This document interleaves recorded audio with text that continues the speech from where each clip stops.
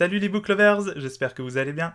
Comme la nouvelle année arrive à grands pas, et même à très grands pas, puisqu'elle est déjà presque là, j'ai eu envie de me replonger dans mes lectures de cette année, et du coup, je vous propose aujourd'hui mes 5 lectures les plus marquantes de 2018. On commence donc par Le Tourment des Rois.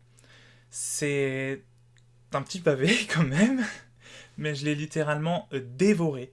Je l'ai lu en très peu de temps, et je l'ai tout simplement adoré.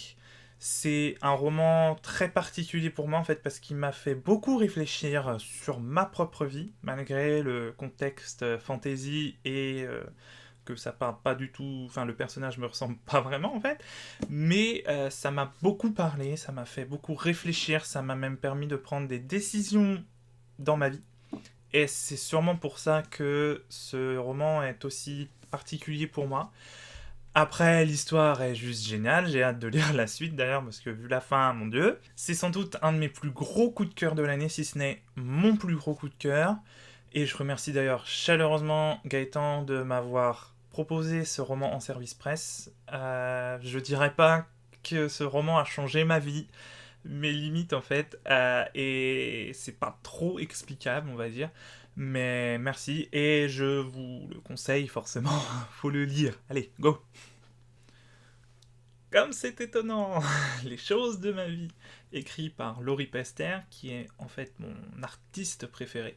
Je suis son actualité depuis, depuis qu'elle a commencé sa carrière de chanteuse en 2001.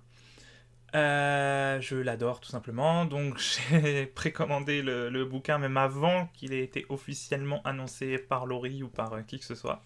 Il était déjà sur Amazon, les fans ont dit tiens, il y a un livre écrit par Laurie, tout ça. Ah bon bah allez, on précommande, allez. Et c'est juste une tuerie ce bouquin, il est tout simplement magnifique. J'ai- Il m'a fait rire, mais il m'a fait aussi beaucoup pleurer. On est loin des paillettes, on est loin du showbiz.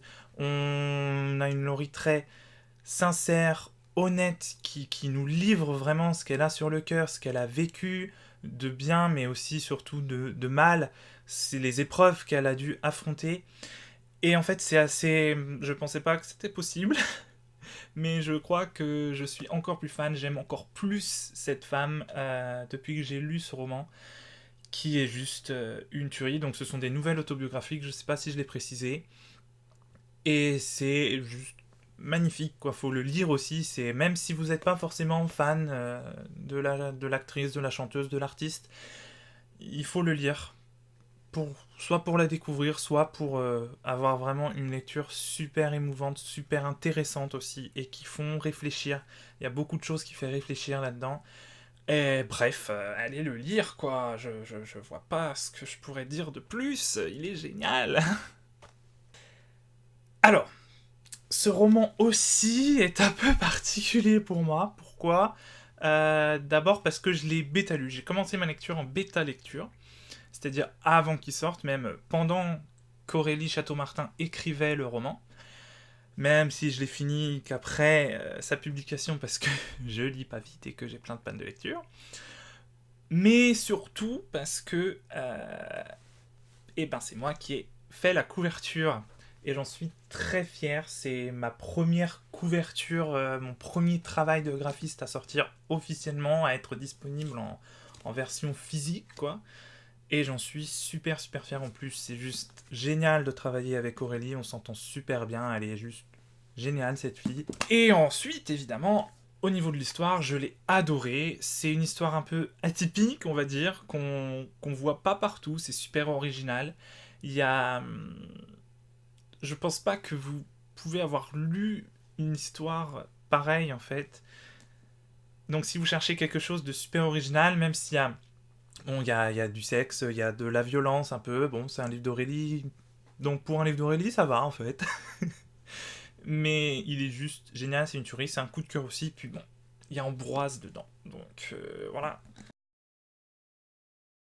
Voilà, c'est un des deux personnages principaux. Et je l'adore.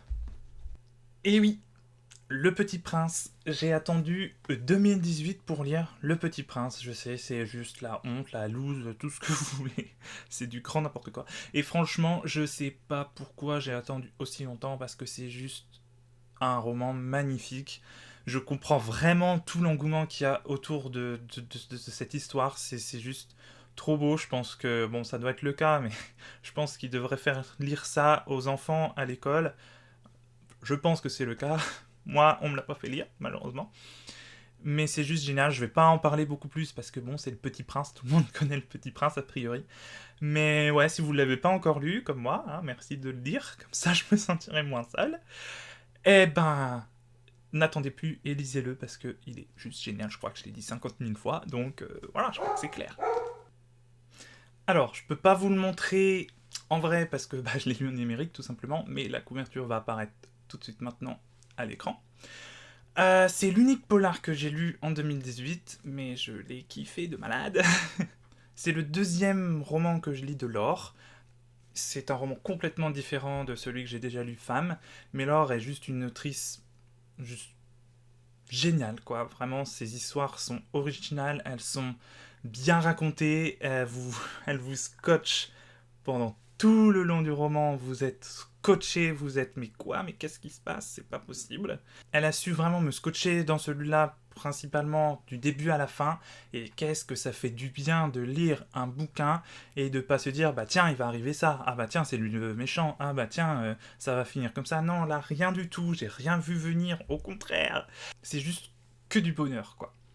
C'est donc encore un coup de cœur, et je ne peux que vous conseiller de lire ce roman, surtout qu'il y a, j'ose le dire, oui, oui, il y a un petit côté Agatha Christie que j'ai adoré au niveau de l'histoire et même de plein de choses. Et c'est pas de la copie ou quoi d'Agatha Christie, hein, c'est pas ce que je suis en train de dire, mais j'ai retrouvé un peu de cette ambiance, et vous pourrez pas être déçus, c'est juste pas possible.